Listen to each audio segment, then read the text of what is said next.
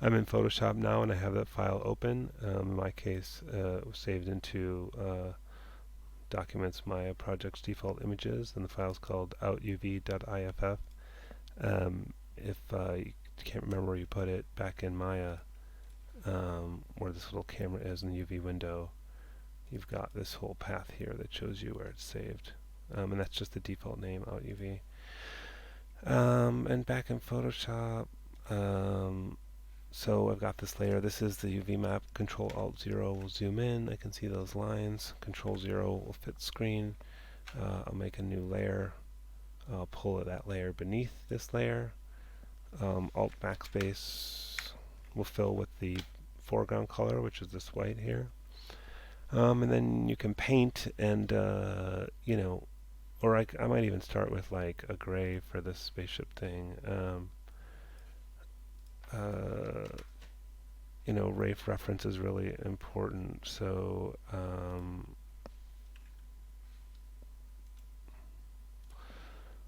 if I do a land speeder, oh, is this a land speeder? Snow speeder, sorry. I mean snow speeder.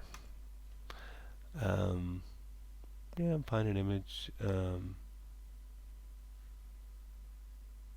Kind of liking that.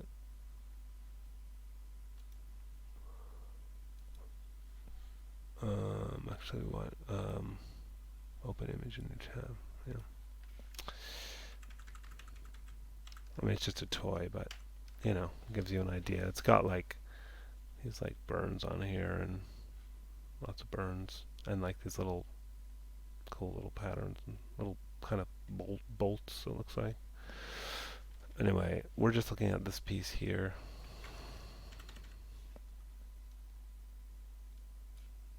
So try to do that kind of thing. Maybe I'll even copy that and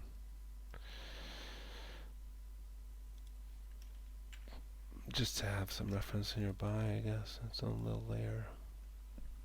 So it's like light gray and then like these darker gray squares. I'll start with that. So I think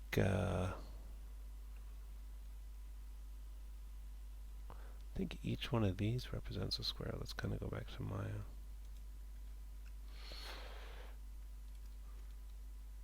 So like this is a square. So those square, square, square is and the one towards the back is on the right here. So 2 out of 3 probably represents that area.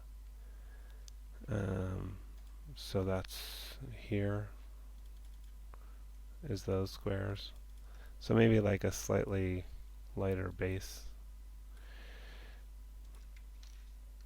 Make sure I'm in this layer. That's like that fill. Is that too light? I don't know. And then let's get this a little darker. I'll just use this guy because it's not going to be perfectly square. Just following the contour of the just enter for that last one. Alt backspace will fill. I think I got an extra little point there on accident. Let's try that again. There we go. Alt backspace for that.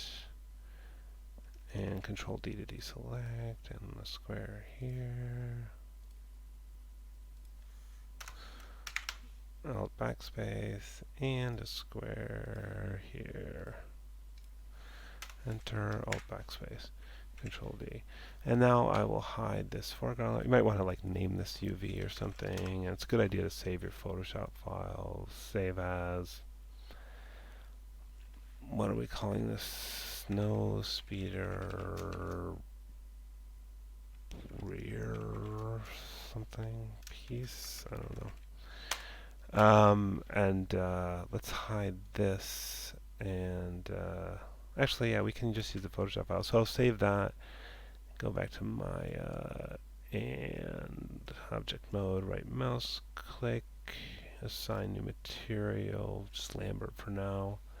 Can always change it later. I'm going to delete history, Alt-Shift-D, Lambert, color map, file, browse, and it's not, it's in images, not source images, but I can move it there later. Okay, yeah, so, it looks like I didn't stretch this one far enough. So that needs to go all the way to the next, those two right there, you can see that. So, back to Photoshop, turn this back on.